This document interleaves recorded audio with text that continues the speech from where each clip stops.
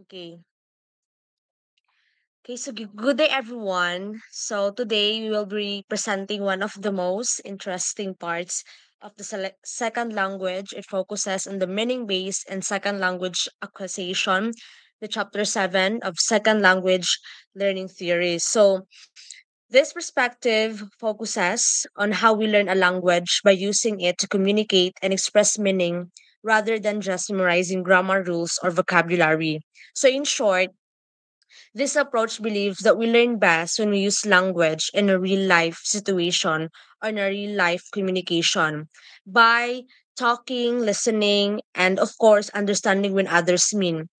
For example, a child or a language learner can say, want water. We know that this is not it's not that grammatically perfect, but we understand the meaning.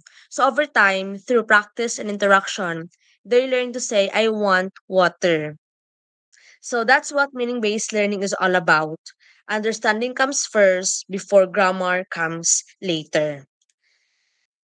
Now, meaning based perspectives emphasize the language learning starts with meaning. Learners build their knowledge by trying to make sense of what they hear and say. One key concept here is the interlanguage. Take note of that. When we say interlanguage, it means the learner's personal version of the language. It's not exactly their first language or the target language, but something in between. For example, a Filipino learner says, he goes school every day.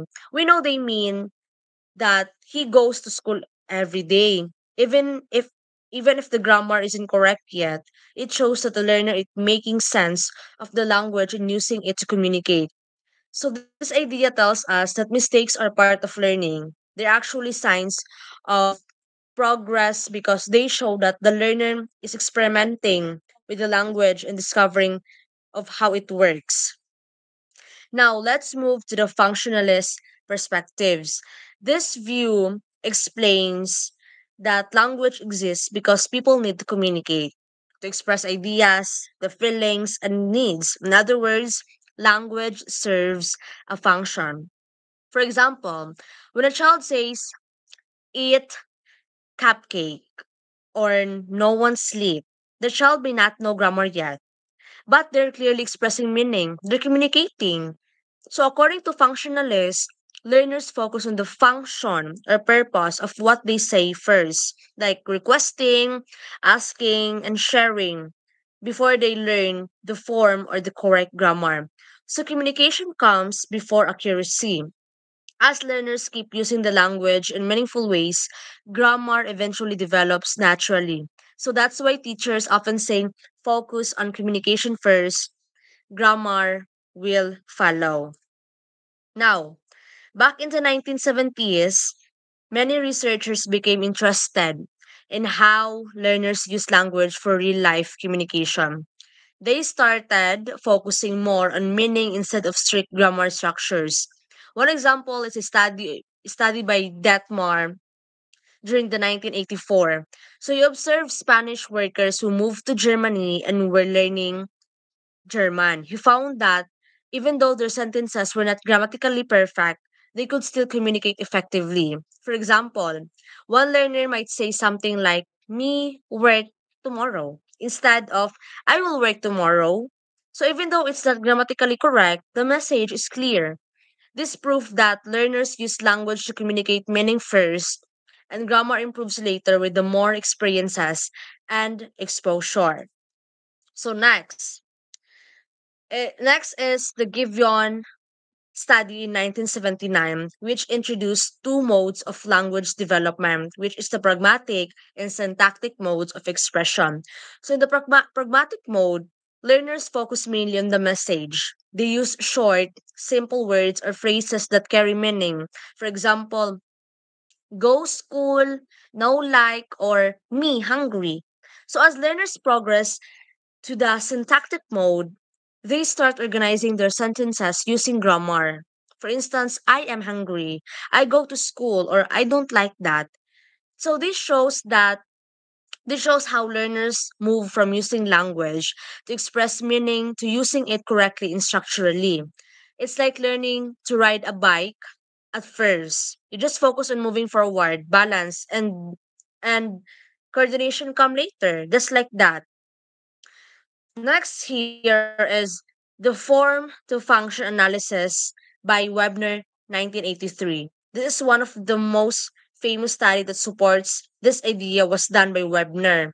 So you observe a man named Ge or Je, who was a native Chinese speaker learning English. Ge often used the word isa in different ways. At first, he used it like a topic marker. For example, Isa work every day, which meant as for me, I work every day. So later, he started using Isa as part of a verb, like Isa is working. No, so this shows that learners don't just memorize words; they create meaning from them. They experiment with how words work in sentences and slowly develop the correct forms through use. So it's like discovering grammar through experience, not through rules. Another researcher, Sato, 1990, studied two Vietnamese brothers who were learning English. Dito naman, it focuses on the function to form analysis.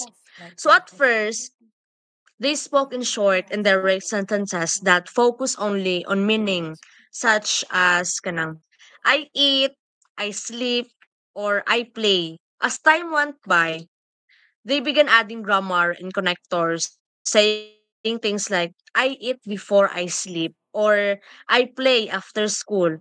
So this study shows how learners move from function to form, from expressing ideas in simple ways to building more complex, grammatically correct sentences.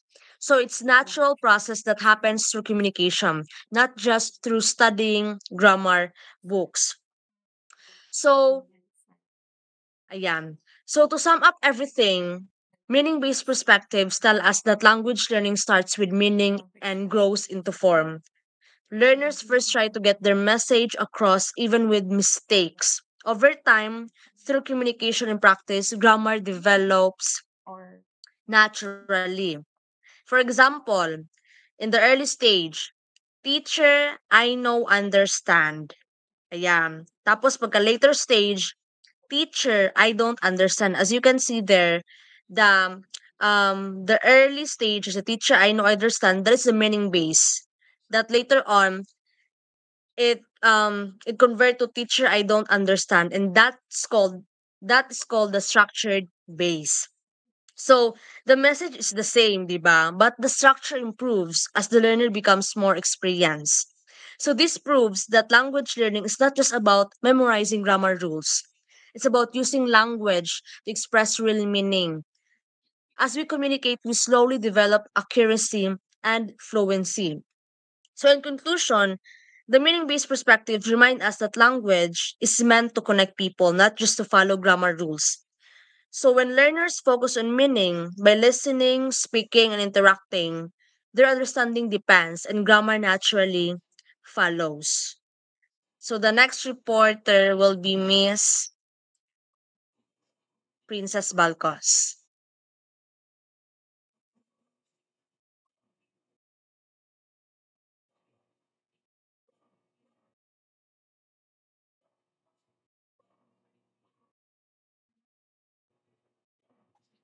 So, good morning, everyone.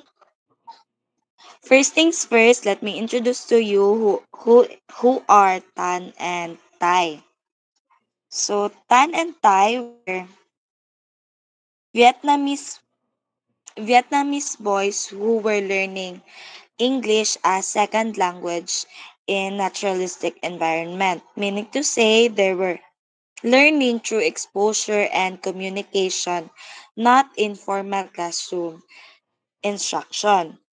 Additionally, they were part of Kazako Sato's 1990 research, which investigated how second language learners develop grammar and syntax over time, particularly focusing on the expression of past time reference and the encoding of preposition, meaning to say how learners build and connect ideas in sentence. So, ta and tie, the expression of past time reference. So here, Sato's studies, as cited in Bardovi Harlig 2000, examined how two learners, which is ta and tai, express past time reference over a 10-month period. The findings, or Sato's findings, reveal that there were there was a little progress in their grammatical development as both boys continued to use simple sentence structure instead of properly inflected past tense forms. They usually indicated past action through adverbs or by relying on the context of conversation rather than using of the regular ed form. For example, using adverbs instead of past tense verb. Yesterday I go to school instead of yesterday I went to school. Or another example of this is last week we buy food instead last week we bought food. These results are consistent. Next slide po. These results are consistent with many studies showing that naturalistic language learners, those who acquire language through everyday exposure rather than a formal teaching, develop past tense verb forms slowly. So Satos found out that the lack of formal past tense markers did not cause communication problems for ta and tai because it could be still understood without using proper verb ending. Overall, the study, or Sato study, emphasizes the importance of formal instruction in helping learners acquire grammatical accuracy, especially in the use of past tense. So next slide po. Next pa po.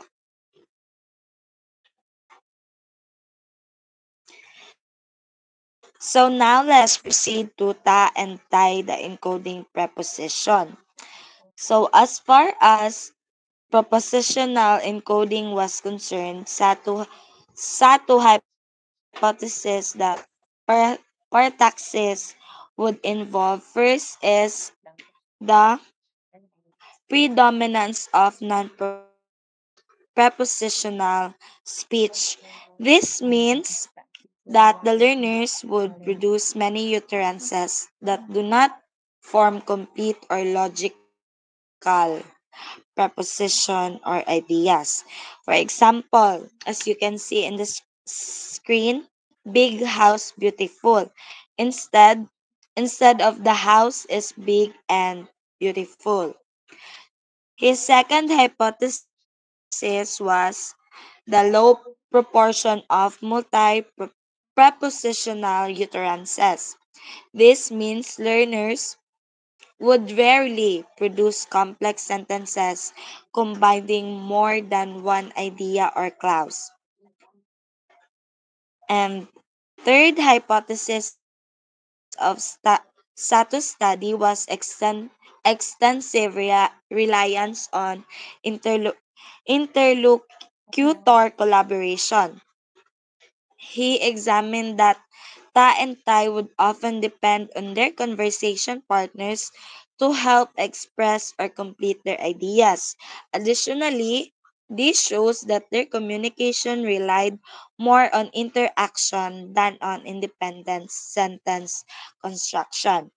And last hypothesis of Satus was little use of connective morphology. Ta and tai, they were expected to use few linking words or grammatical connectors like and, because, but to show relationship between the ideas. Next slide po. Next pa po.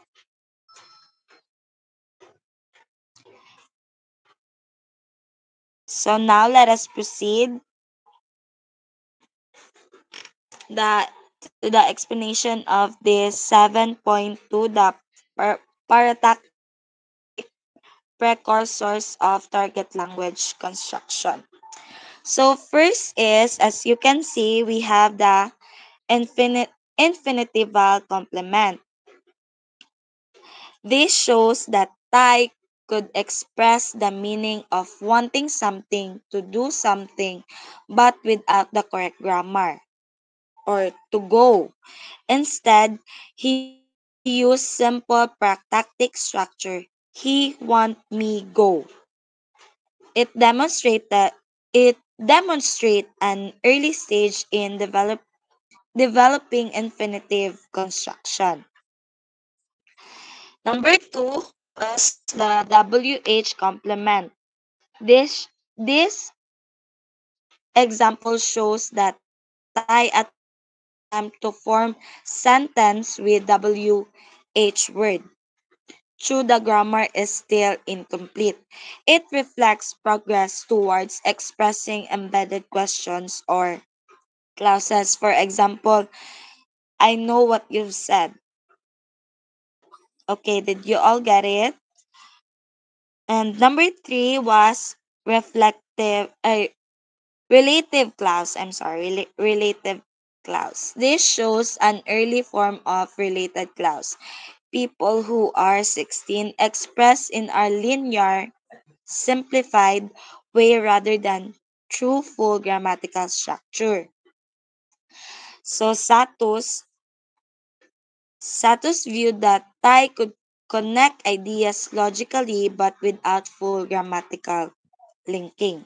Number four, adverbial clause. Here naman, Thai successfully conveys time and event relationship using walking to imply when we were walking in his language. It is another step for him to to forward using dependent clauses through the grammar is still simplified. Together, this example shows that even when grammar is incomplete, learners or Thai and Tan can still express complex meaning by combining words in functional ways. These contractions as precursors to later grammatical mastery. And that's it. That's end my part. Okay, so let's proceed to the functionalism beyond the case study, the European Science Foundation project. Okay, so before this project, most functionalists studies about second language learning were small scales. Ibig sabihin, kaunti lang yung participants. Usually, one or two learners ang ilahang gina. So the problem is, kung gamay lang ang ilahang learners, dili nila ma-generalize ang findings kay na sila yung mga personal differences like their personality, first language influence, and social environment. Next slide po. So the European Science Foundation or ESF project was created to study a larger group of learners para para mas maobserbahan nila ang general pattern sa natural language learning. So this ESF project involved 5 European countries like England, Germany, Netherlands, France, and Sweden. So each country studied adults migrants learning a new language naturally. So meaning, dili sila enrolled sa formal language classes. For example, ang English learners are Punjabi speakers. Ang German learners are Italian speakers, Dutch learners are Turkish speakers, French learners are Arabic speakers, and Swedish learners are Finnish speakers. Next slide po. So there were 40 migrants in total observed for 2.5 years. Research recorded them through videos and tapes while they did several tasks like informal conversation, picture descriptions, role plays, and retelling a Charlie Chaplin silent film story. So these help researchers see how they naturally develop their second language without formal instruction. Next slide po. Aims and findings of the ESF project. So this project had three main goals. First is to describe how adult learners naturally develop a second language or ginatawag siya na interlanguage development. Second is to study how native speakers and non-native speakers communicate. And third is to find out what factors, if it is either internal or external, affect how fast and how well learners acquire the new language. Next slide po. So now, Klein and Purdue believe that language learning must be understood through a functional approach. So meaning, we looked at how language is used for communication, not just a grammar rule. So they said that learners first learn to express meaning or ideas, not grammar. So dili dayon mabalaan sa isa ka bata ang about sa noun phrase or verb tense, but they know how to refer to people or objects. So for example, instead of learning the grammar rules, subject, verb, objective, a learner might say, me go school, or teacher give book. So even though it is grammatically wrong, functional gahapon siya and masabtan ang iyahang meaning. Next slide po. Next is the developmental levels of utterance. So the ESF studies found three stages or levels of learning utterances.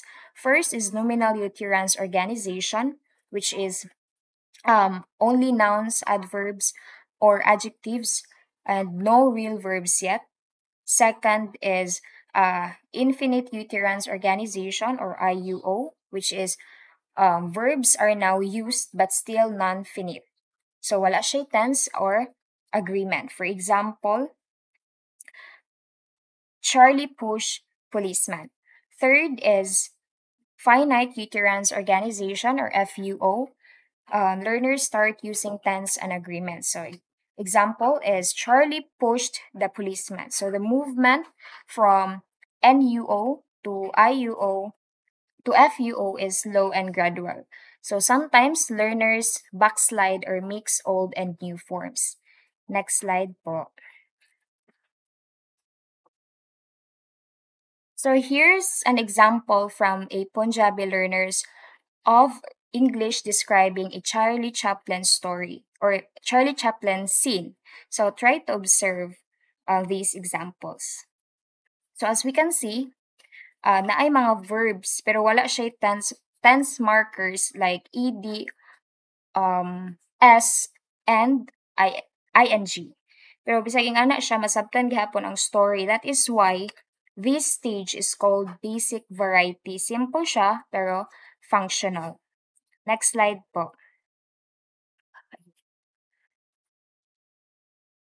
Next is the constraints on the basic variety. So let's talk about the rules or constraints that shape the basic variety. So even if learners have different first languages, their utterances follow similar rules. So these three kinds of constraints, first is phrasal, semantic, and pragmatic constraints.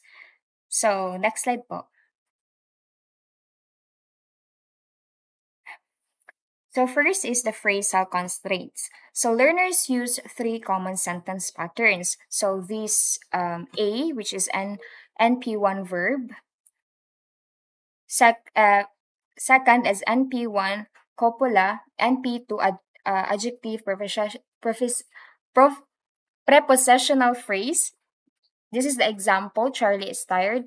And third is verb NP2, and the example is eat bread. So notice that These verbs are not inflected. Verb are not inflected. So, wala siya mga S sa isa ka word or wala yung mga ED. And the word order still follows meaning and not grammar. Next slide po. Second is the semantic constraints or control. So this refers to who who controls the action. So it is called the controller. So this controller is usually mentioned first. For example, she pushing policeman, Charlie hitting the head. So the person doing the action or the controller always appears first. So it's meaning based and not grammar based. Next slide po. Third is pragmatic constraints. So now, this one deals with information flow. So what's already known, that is the topic, versus what's new, and that is the focus. There is a rule. So the rule is the focus or new information should come last. For example, back there stand the policeman. Here, the policeman is the new information. Kaya naa siya sa ulahe. And that shows that even early learners organize their speech based on meaning and communication, not grammar. Next slide po. So the basic variety example in German, so it is from an Italian learner of German. So this kaning nag-highlight in yellow, mo na siyang translation from the words. So even though there is a different languages, no, same pa rin ang ilahang pattern, no verb inflection, simple word order, pero maintindihan ang story. And that is why they said the basic variety is universal and not affected by first language or second language structure. Next po. Next is the developmental beyond the basic variety. So all learners reach the basic variety, but not everyone moves beyond it. Some learners stay there, or ginatawag siya na steady state, while others continue improving towards finite uterance organization. Next slide po. Indicators of progress beyond basic variety. So when learners move beyond basic variety, we see that verb inflections appear. When we say verb inflections, mauna siya tong ed, s, or ing. There is a better pronoun use, lift structures, subordination, more complex topics, and sentences. So basically, learners starts sounding more like native. Next slide po. So what drives development? So if the basic variety already works, why do learners still develop grammar? So the ESF researchers gives two reasons. First is subject need or social need, or to sound like the social environment or social need. So gusto sa learners to sound like people around them or the native speaker. So for example, a learner start using walked with ed instead of walk without ed just to blend it. And second is communicative needs. As their conversation become complex, they need grammar to express time, sequence, or conditions more clearly. For example, yesterday I go to school eventually becomes yesterday I went to school. So they imitate the input, then gradually learn to correct meaning of those forms. Next slide po. So here it is Detmar's view. So another researcher, which is Detmar 1993, explained it this way. So learners move from simple expression to grammatical ones because they want efficient and stability. So mas madali and mas clear gamiton ang structured grammar for communication. So to sum it up, the ESF project studied real-life second language learning among adults. So it is discovered a universal basic variety that all learners go through. The development is driven by social imitation and communication needs, even without formal teaching. And learners can build grammar from function, form, meaning to instruction. That is all from my part.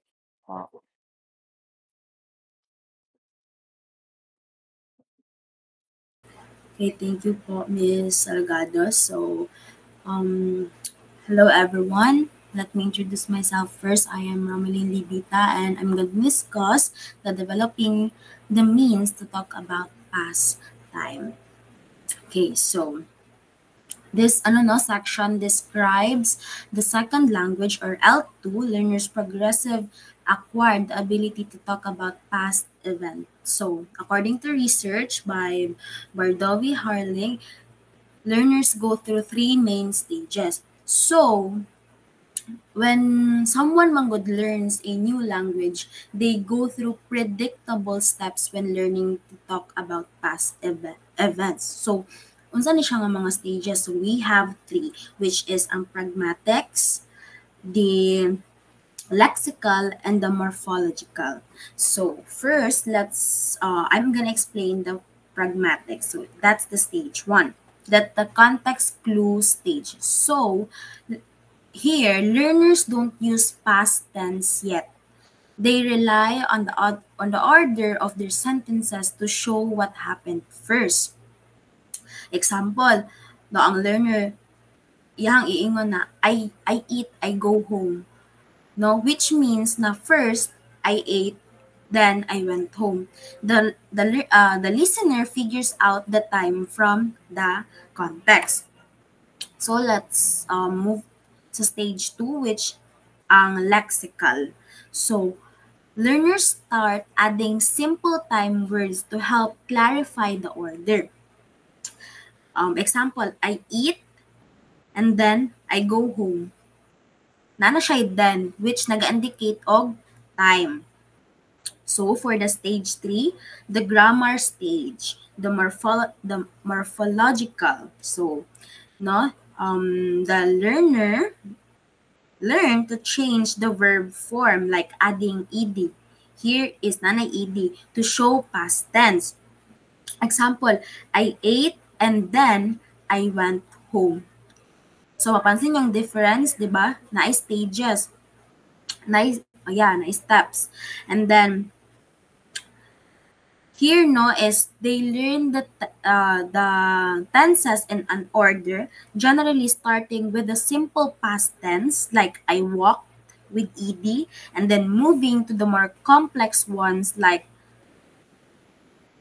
like almost perfect like I had walked. Diba? Napansin niyo ang difference sa tatlo? And that's the stages or the steps when learning about the second language. So, let's move on. Ano po ng next slide? Okay, let's move to the aspect, hypothesis, and the acquisition of past tense. So here, the aspect hypothesis or AH, no? The AH explain why learners use the past tense on certain verbs before others. It says that the type of action a verb describes makes a difference. No, verbs are split into 4 action types. So unsa man ning 4 action types? We have achievements, accomplishments, activities, and statives. So ang achievement diri no is ang achievement diri no is an action that happens instantly.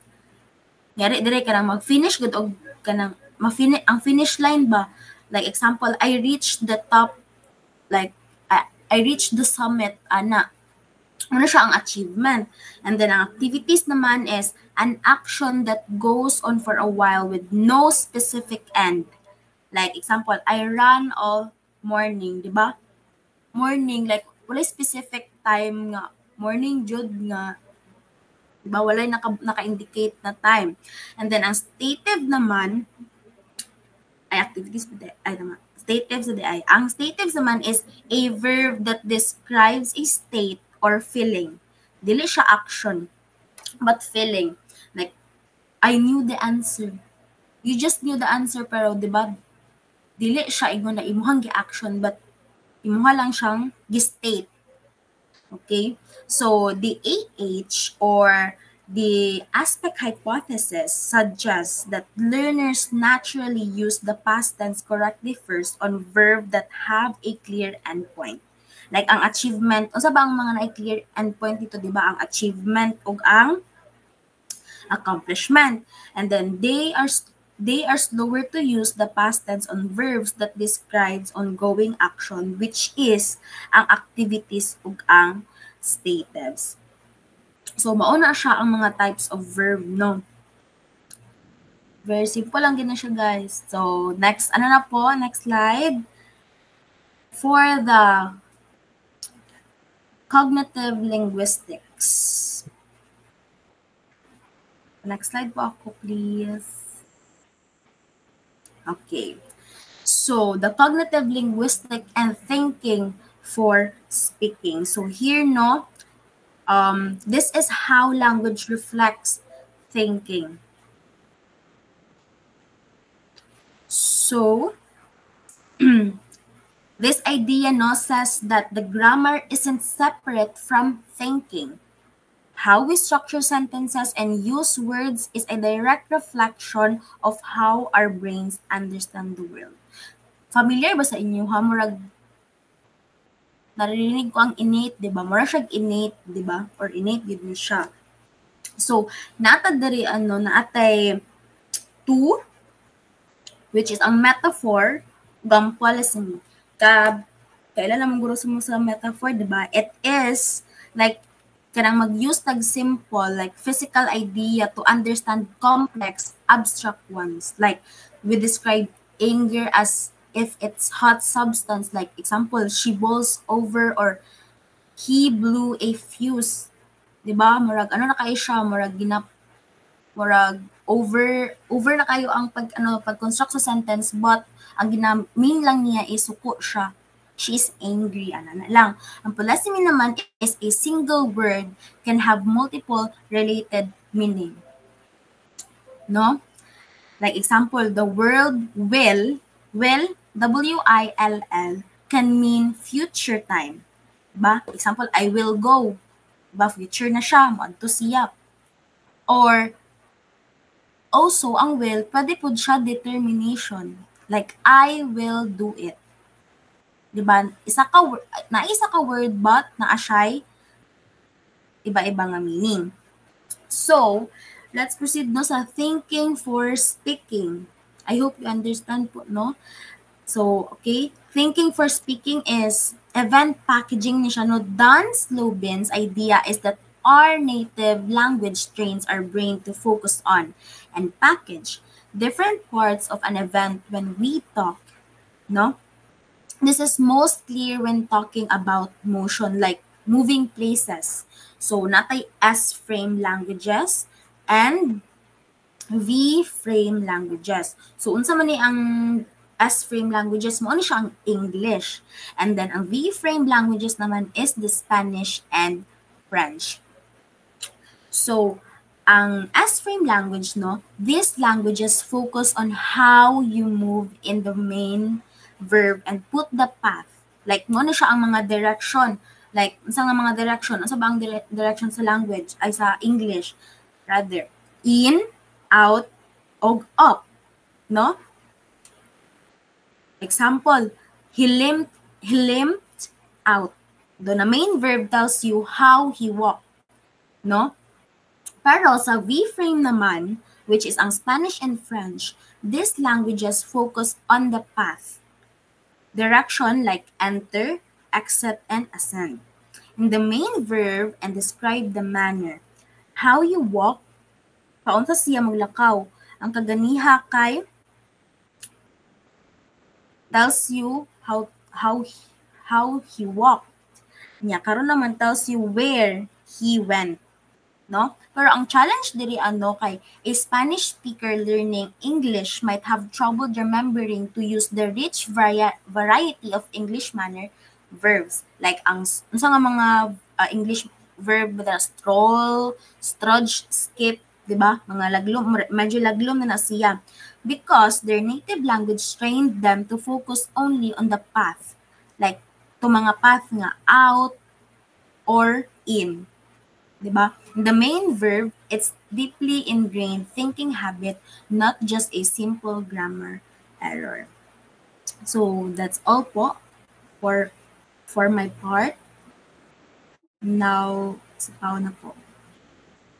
Okay, hello everyone. This is Paulo Marco. So now let's dive in with the second language, pragmatics. So when we say second language pragmatic, it is a field of linguistics that studies how learners of a second language understand the used language in social context. So it focuses not only on what learners say, but how appropriately they say it, depending on speaker intentions, social relationship, cultural norms, and politeness conventions. So this branch connects meaning making with auto development. No, so next slide po. So let's proceed with the core components of pragmatic. So pragmatic is divided into two main subfields. So first we have the social pragmatic. So when we say social pragmatic, this is the study of how social norms, roles, relationship, and cultural expectation affect communicative behavior. It deals also with the social rules governing language use in different contexts. So it often contrasted with pragmalinguistic which looks at the linguistic resources like words, grammar, and structure used to perform speech act, for example, request, apologize, or compliment. So next, we have the pragmalinguistic. So pragmalinguistic naman, this refers to the linguistic resources such as words, grammatical structure, and expression. So that a speaker used to convey pragmatic meaning. So that is meaning that depends on context, social relationships, and intentions. So it's also about how language forms are used to perform communicative functions such as requesting, apologizing, complimenting, or even refusing. So for example, take the speech act of making a request. So in terms of direct form, no. So would you close the window or close the window? So in direct form naman, could you close the window? So in the other hand po, in very polite form, it says here that I was wondering if you might be able to close the window. So all of these have the same community purpose or request, but differ in their pragmalinguistic strategies, the specific linguistic choices that shape politeness, tone, and social appropriateness. So next slide. So let's proceed with the challenge of L1 transfer to L2 pragmatics. So a central issue in L2 pragmatics is how learners' first language or the L1 influence their second language, the L2 use. So for example, in many cultures, politeness is in request is shown through indirectness. For example, could you help me for a moment instead of help me? So even though L2 learners know this principle, their limited linguistic resources may prevent them from applying it naturally. So from the research of Taguchi 2011 shows that high proficiency support better pragmatic performance but does not guarantee native-like interaction. So even advanced learner may still rely on L1-based strategies, showing ongoing difficulty in mastering target language pragmatics. So let's proceed with the research method or the methodological issues in pragmatic research. So this is the another challenge is how to study pragmatic development effectively. So we have here the naturalistic observation. So naturalistic observation, this is a type of research method where the researcher observe participants in their natural environment without interference or manipulation. So the goal here is to capture authentic, spontaneous behavior as it is naturally occurs. Next, we have the elicitation task or the controlled setting.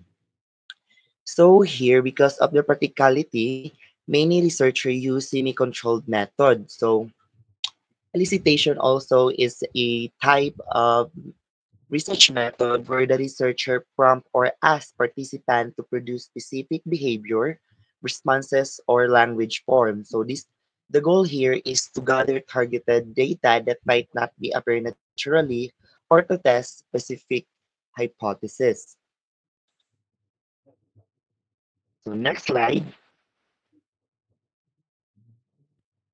Another here we have role play. So in role play naman, learners can act out spoken scenarios with another person, often simulating real-life social dynamics. Also, this allow researchers to see how learners manage conversation in real time. So, for example, from Algani and Robert 2012, no, from their research, we have here the bread scenario. So, asking a housemate to buy a bread. So, there is a equal power and a low distance. Another, we have lecture note scenario. So asking a professor for a missed note. So the power here is high because there's need like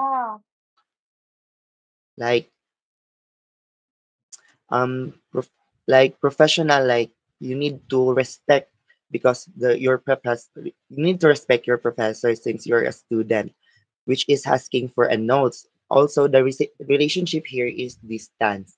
So this task reveals how learners adapt politeness and request strategy across contexts. So next we have the analyzing data. So there are two main approaches. So we have here the coding scheme by Bloom, Kolka et al. 1989. So this is the categorized speech act based on content. For example, type of request, level of directness. So this also offers structured comparison across learners. So another we have conversation analysis or CA. So CA is a way to examine the flow or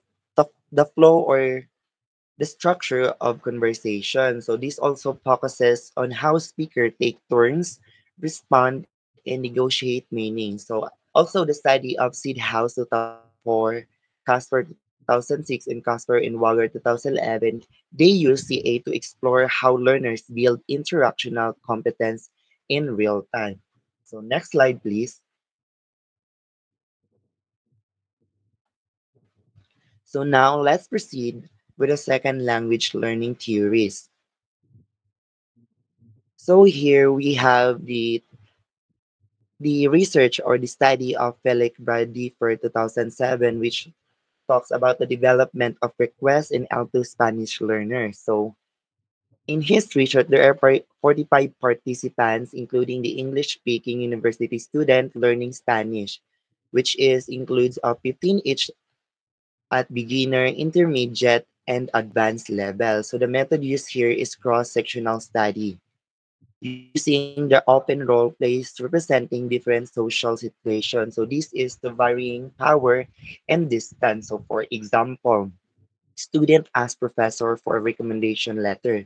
So there is a power here in a distance. I mean the positive power in a positive distance. Also, the student asks a classmate for notes, so there is a distance here. So since you're not very well close with your classmate, so there is like a bit distance now with your classmate. Next is the student asks for roommate to clean background. So there is a negative power, also a negative distance rather. So the findings here, learners' requests were analyzed as direct, conventional indirect, or non-conventionally indirect, based on Bloom-Kolka et al. 1989. So next slide. Let's proceed with the development stages of requesting, or the four stages of developmental sequence. So first we have here the pre-basic stage. So here this includes with the verbless utterances, reliance on context, and polite markers like por favor with rising intonation. Another we have the basic stage. So this is the use of simple or infinitive or imperative verbs or simple formula. For example, necesito, or so there are still lacking indirectness. Next is the intermediate stage or the formulate stage. So this is the use of modals like whether does to or can you in English. This is more indirect request. Lastly, we have the pragmatic expansion stage. So here in pragmatic expansion stage, there is a complex, mitigated, and delayed request, also the use of modals, conventional, and politeness strategy. So learner shows awareness of politeness from early stages, but even advanced learner may fall to adapt appropriately to context. For example, being overly polite in casual peer interaction. So next slide. Next slide, please. Okay, so now let's talk about the research of or the study of Algani and Robert 2012, which is the development of requesting skills in L2 English. So here in his study or in their study, there are 26 participants, which includes also with a beginner, intermediate, advanced.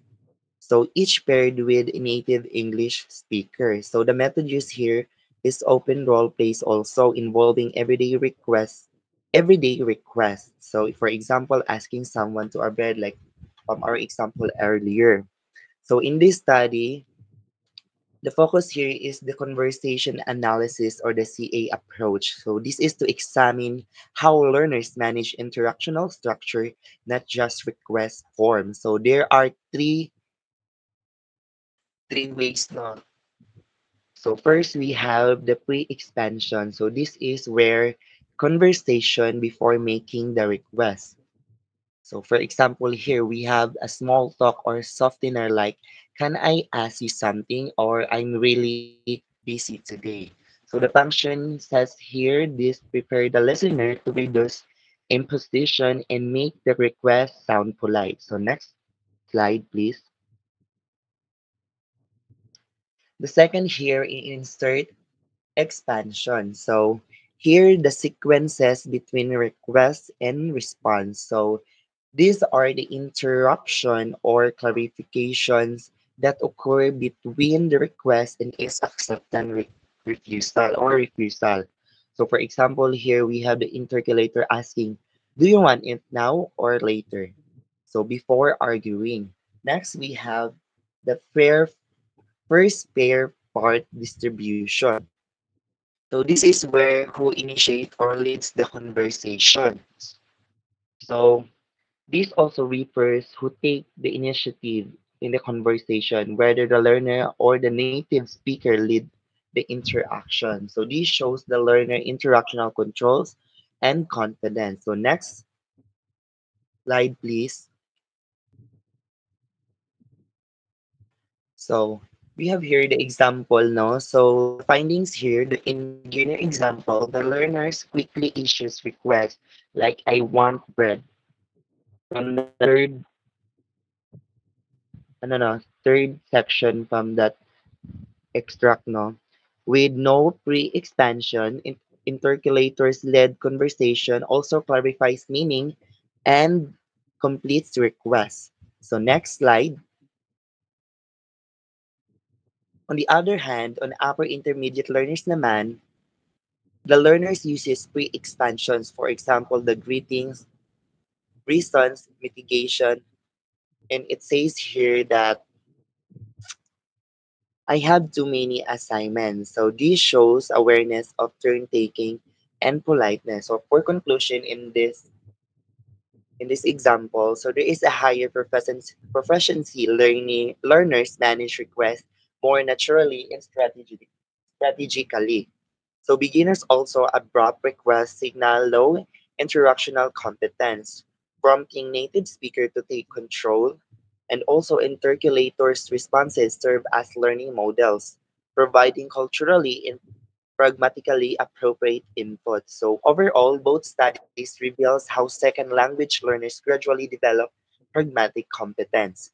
So the ability to use language appropriately in social context. So from Felix Brasdefer, no, he highlights the structural progression in how learners form polite and indirect requests in Spanish. On the other hand, on Algani and Grover focused on interactional development, showing how learners manage interconversation in English. Together, they emphasize the alter-pragmatic growth involves both linguistic mastery, includes forms, modals, and conditional, and also interactional awareness like turn-taking, mitigation, and cultural norms. So next slide, please. Okay, we have here the evaluation with a question of what are the most important contribution of the functionalist tradition to our understanding of second language learning. So the functionalist tradition has made major contribution to our understanding of second language learning by emphasizing the language development is shaped by communicative needs rather than innate linguistic roles alone. So it also highlights the learner's acquired language primarily to fulfill real-world communicative function and that grammar and structure evolve as learners attempt to express increasingly complex meanings. So functionist also research has also provided rich naturalistic data on how learners acquire an L2 outside the classroom, showing context, interaction, and meaning making drive linguistic progress. So furthermore, it has deepened understanding of how thought, gesture, and communication interact, offering a broader view of language as a social and cognitive process rather than a purely formal one. So next slide po. Okay, now let's proceed with the scope and achievement of functional perspective. So here, the functional tradition, like what I have said earlier, is a second language in learning which emphasize the language developed in provide driven by communicative and pragmatic needs. So the core claim here that language developed is driven by a pragmatic communicative needs, not just in grammatical rules. Learners also develop linguistic forms to express increasingly complex meaning. Also, the research approach here uses a naturalistic case study of individual or groups learning a second language. So this focus here is the mainly adult learners acquiring. Okay, so the research approach here uses naturalistic case study of individual or a group learning a second language. So usually with adult learners acquiring a second language in informal environment rather than classroom. So this approach provides detailed insight into the rate and route of natural L2 acquisition in complements other perspectives such as the interactionist and universal grammar or the UG approaches. So functionalist study also explore various linguistic domains like alto-pragmatics, vocabulary, and morphosyntax, syntax, highlighting how meaning and structure interact during language development. So next slide.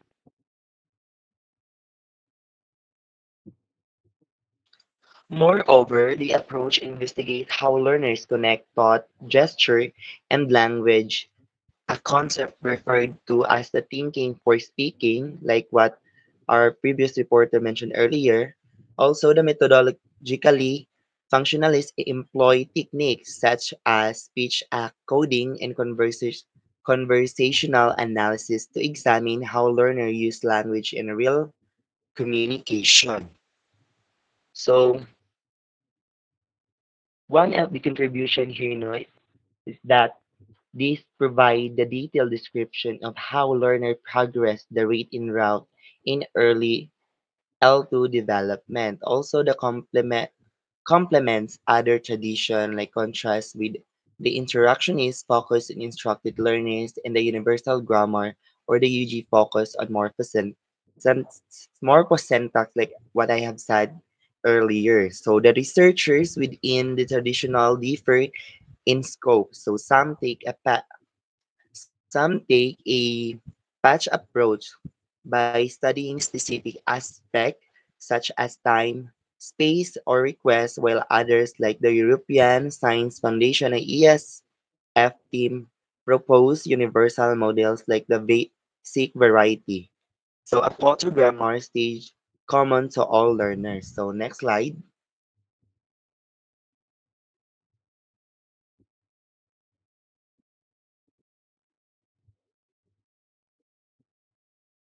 So overall, the functionalist perspective has made major contribution to understand interlanguage, the learning process, and the language learner.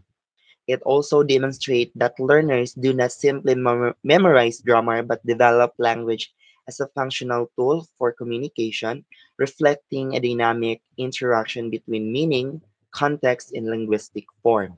So that ends my part po. Thank you. And I'll be giving the floor to the next reporter. Thank you.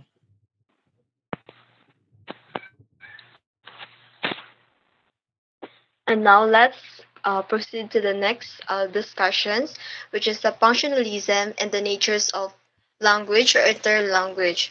So, functionalist researchers have adapted a broad characterizations of language encompassing metaphor, discourse, and pragmatics, in addition to lexics and formal morphosyntax. So, functionalism, it has been influential in many areas of linguistics, including pragmatics, discourse analysis, and sociolinguistics. So, it has had an impact on other disciplines such as anthropology and sociology. On the other hand, functionalism in linguistics represents a theoretical orientations that views language primarily as a tool for communication, so it emphasizing the relationship between linguistic form and communicative functions, unlike formalist or generative approaches. So which is focused on language as autonomous systems of abstract rules.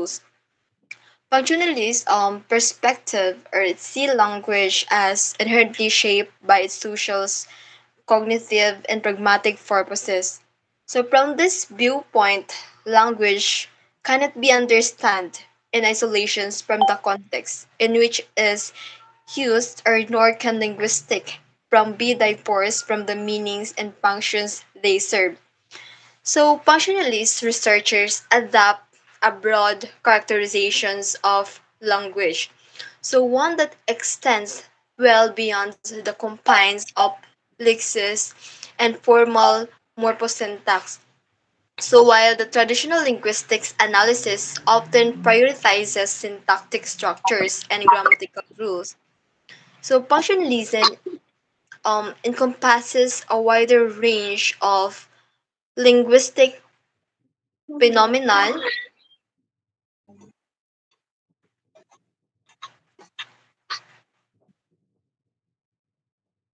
just as a linguistic phenomenon.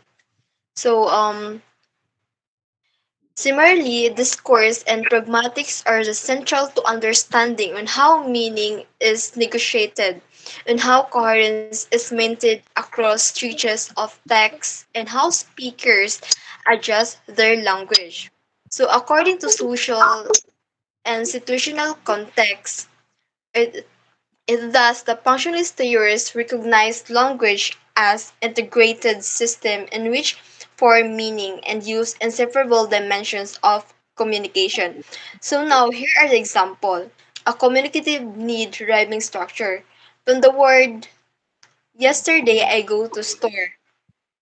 So from a generative viewpoint, is a tense error of the word go instead of should be went.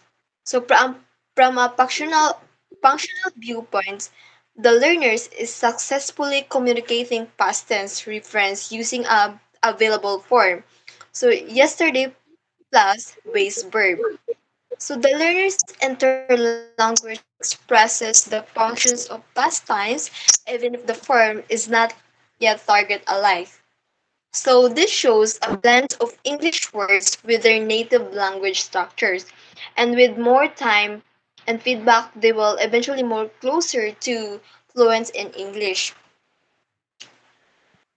And within the field of second language or acquisition, so this functionalist orientation has a significant implications of for how researchers conceptualize interlanguage. It is the evolving linguistic system that emerge as learners or move towards proficiency in a new language. So, from a functionalist perspective, interlanguage is not viewed as defective versions of the target language, but rather as a dynamic. So, adaptive system shaped by the learner's communicative needs. Learners select and develop linguistic form in response to the meaning they wish to express in the context in which they interact. So it applied to interlanguage, so this perspective highlights that learners' active role in constructing and reorganizing linguistic knowledge in response to communicative experiences in terms of interlanguage. So through this, interlanguage is seen not as imperfect imitations of the target language, but as a functional, evolving system that reflects of natural processes of language use and development in terms of communication or in terms of um, development of the learners that they gain from the outside. So there is a development. So another thing that partialist researchers highlight that early learners' varieties of language often depend on paradoxes instead of syntax for organizing and expressing propositions in the relationship. So it means the partialism and the natures of language is a tools language fundamentally as a means for humans to communicate, interact socially, and express cognitive and emotion content.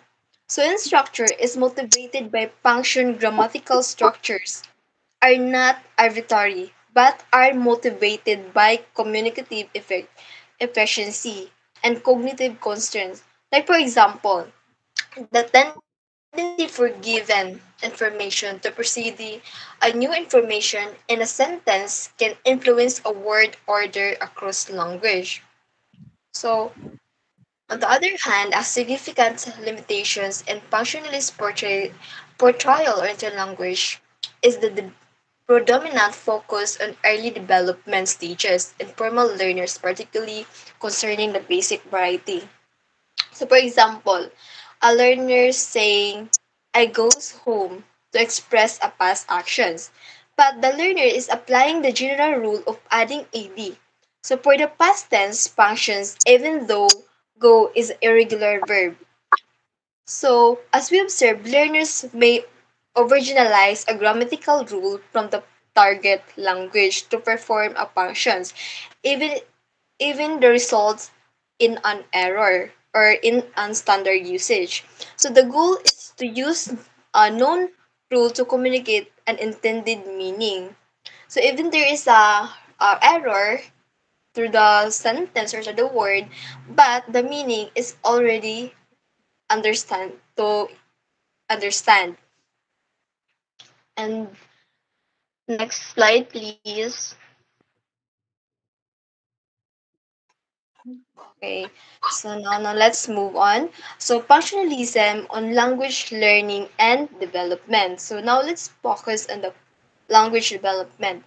So functionalist researchers focus on the gradual development of interlanguage, introducing key concepts like the basic variety and advocating for multi-level analysis of interlanguage data. Functionalism is a perspective in linguistics and psychology that explains language in terms of function, that is, how language is used to communicate, interact, and serve social purposes. So rather than focusing only on its structures or innate rules. So language developed because it served communicative and social functions. Uh, the learners, we can develop the language in terms of our connections to the school, peers, and to the outside. So learners gradually develop their interlanguage from basic expressions to more complex one. So we can develop the learners now we can develop the language in terms of our experiences or from the basic forms of words or utterances to more complex that we might be apply on it. So here are the some example on a language development from the basic expressions to more complex. So, number one, stage one or basic variety. So at first, the learner used simple, flat utterances with minimal morphology or syntax. From the word I think yes, I know no, he goes school. So here, the intonations carries much of the communicative meaning. So the learner relies on the basic word order and limited morphology. So the learners is give limited uterus words to express the words. So stage two naman is emerging stage another example there is stage two, emerging subordinations and syntax. So as the learner's lexical knowledge of mental states, verbs like think and how deepens, these verbs start influencing syntactic development. From the word I think he goes school, I know she is happy. The learners begins to form subordinate clauses, a closest link between lexical development and syntactic root. So the third example, there are stage three, advanced interlanguage. So eventually, the learners use more complex and procedurally structured sentences. From the word, I think that he goes to school every day. I know that she's happy because they passed the exam. So here, as we observe, here the prosody and intonations help organize multi-clause utterances reflecting a more development, functional, and semantic system. So the learners on interlanguage now show a greater integrations between form, syntax, morphology, and meaning. So this example shows how functionalists view language development as a gradual interconnected process.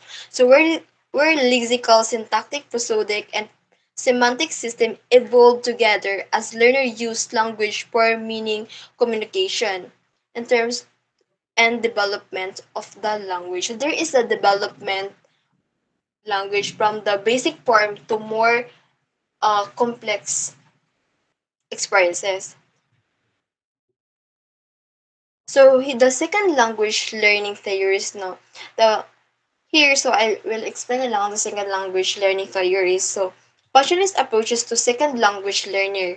Passionist theories have contributed valuable descriptive insight into interlanguage developments that though they often provide an explanatory mechanism for how such development occurs. So research on thinking for speaking highlight on how learner first language conceptual patterns influence a second language speech production. So the concept of basic variety offers useful observations about early communication strategies but it remains uncertain as a driving force in second language. So the syntactic development or studies that shows that unstructured learners acquired tense and aspect morphologies are more effectively yet a clear functionalist explanation. So next slide please.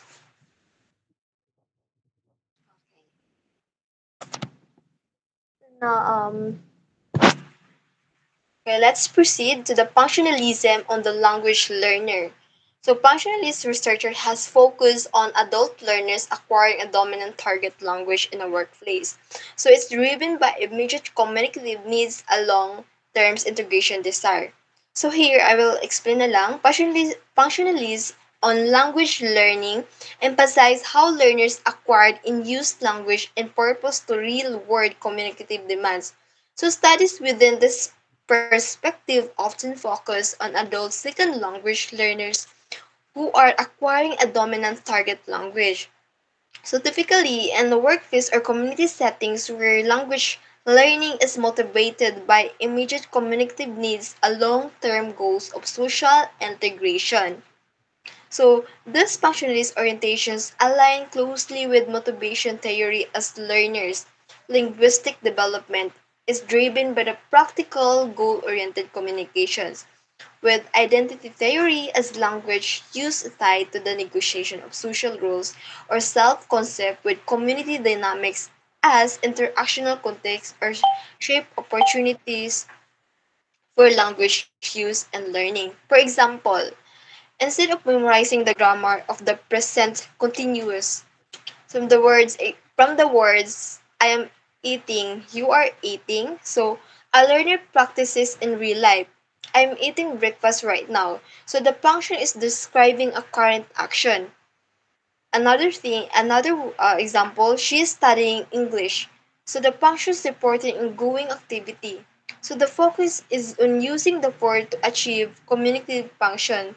So the focus here is the learners is to need to experience the real situation to express the meaning instead of familiarize the words or the words utterances. So that's all. Thank you.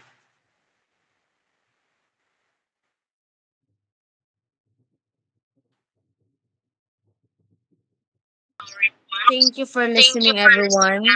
And we hope that you've learned something. Thank you.